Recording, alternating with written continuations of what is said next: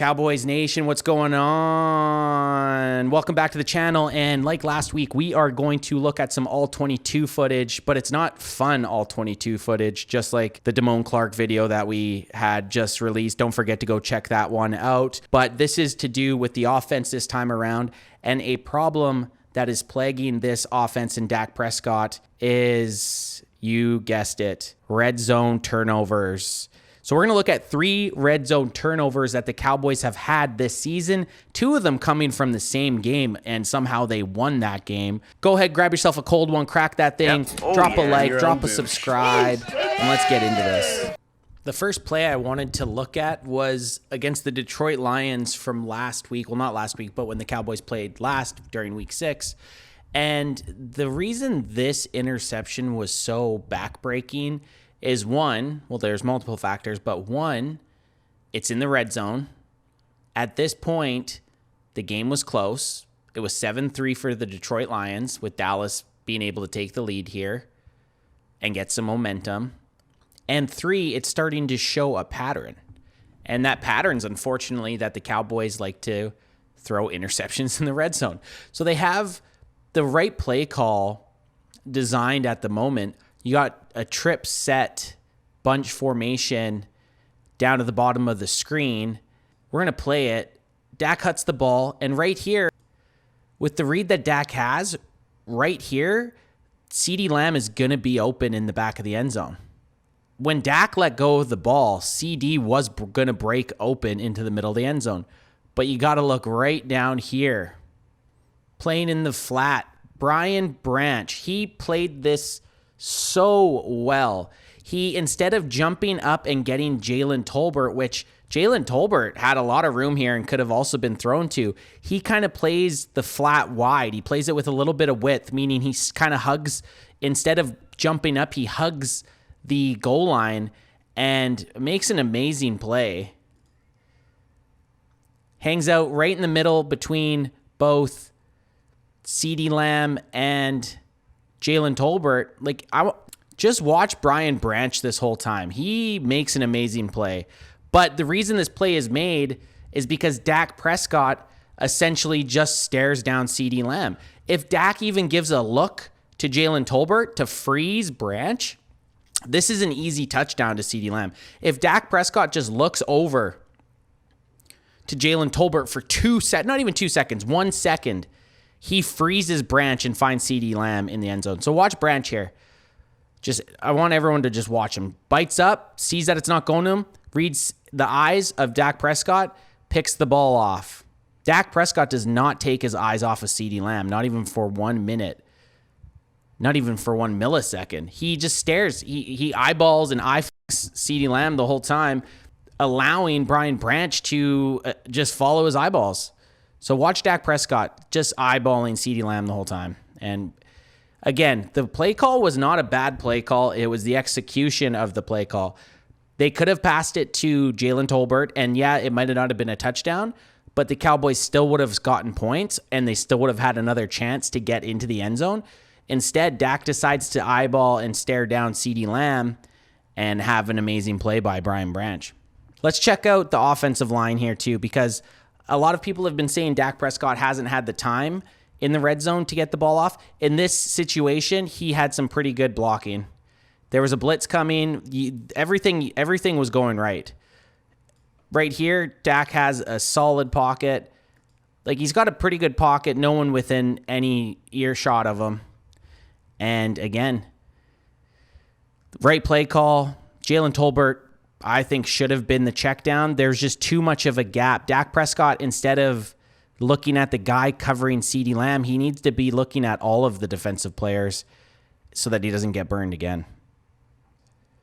So we're going to step away from the interceptions. We watched the last one against the Detroit Lions, and we're going to watch the fumble again very early on in the game against the Pittsburgh Steelers.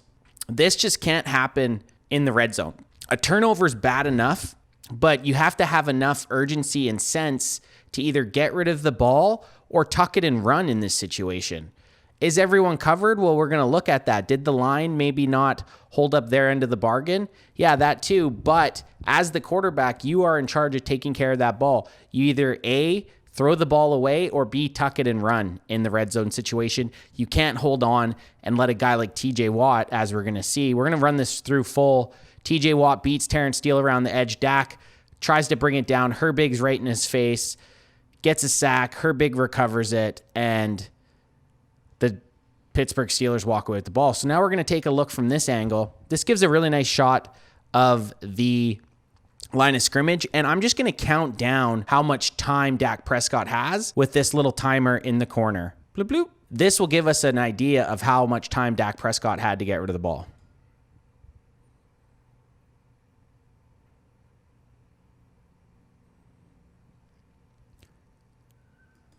In my mind, that's more than sufficient amount of time to run or throw the ball away. Does Terrence Steele suck? Yeah, Terrence Steele sucks. We all know Terrence Steele sucks. Is Tyler Guyton a rookie who's going to get beat by a better than mid defensive end? Yeah, that's going to happen. Tyler Guyton's going to get beat.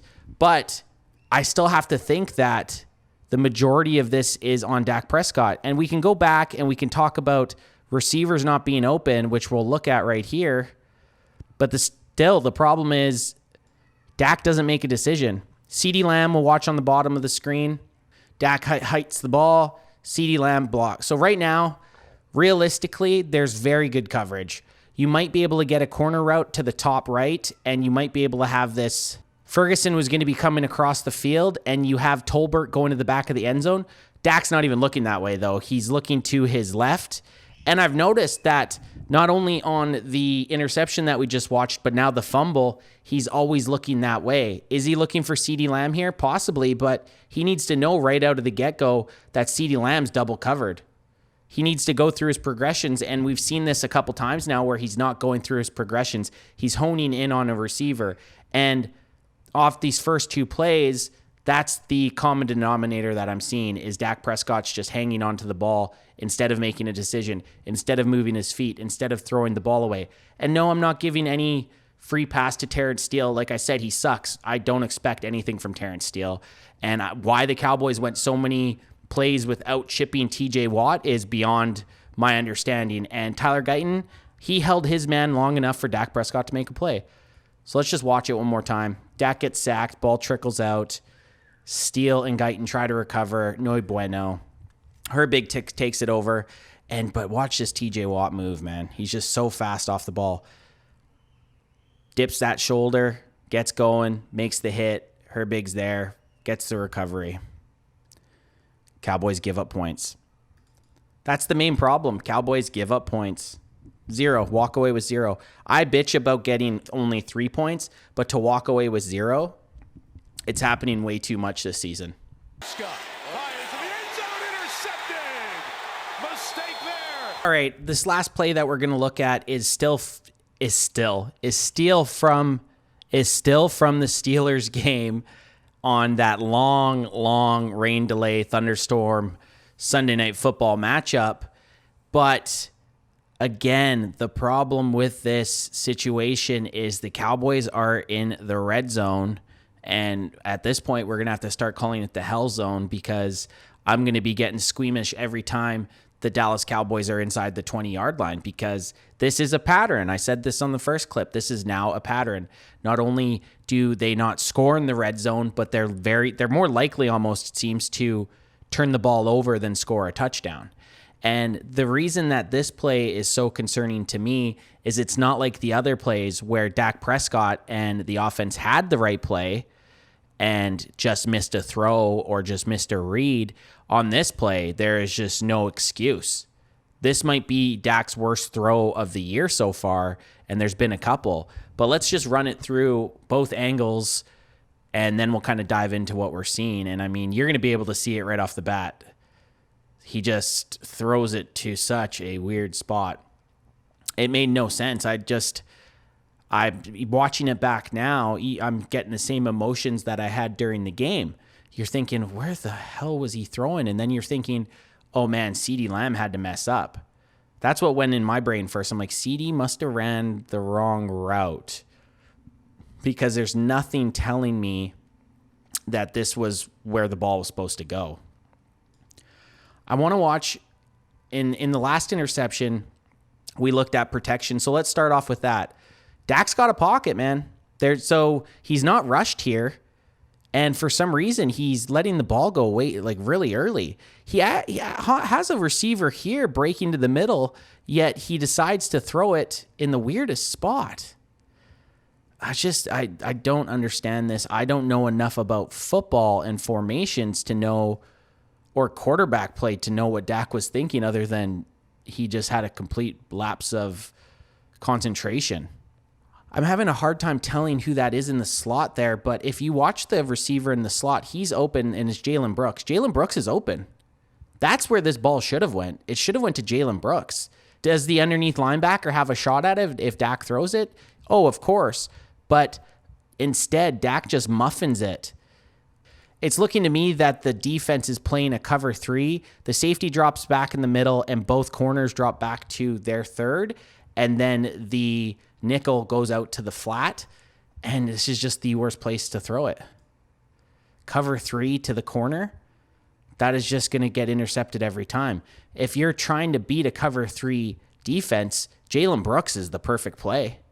And you can see it here. The ball's in the air. Dak could have placed that to Jalen Brooks. Is Minkah Fitzpatrick going to have a chance? Of course. Is this linebacker going to have a shot? Yeah, maybe.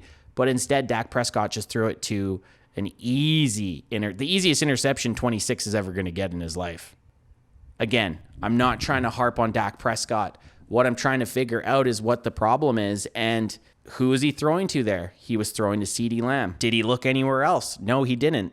So these 3 plays that we watched with red zone turnovers, Dak just fixated on one player.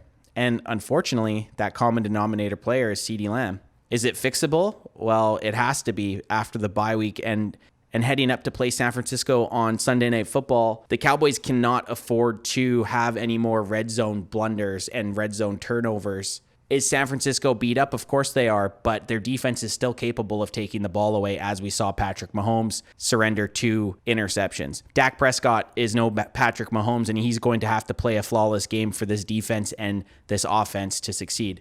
That's all we're going to look at today, and we appreciate you guys stopping by. Go ahead, hit that like button. Don't forget to subscribe, and most importantly of all, crack 'em if you got 'em, son.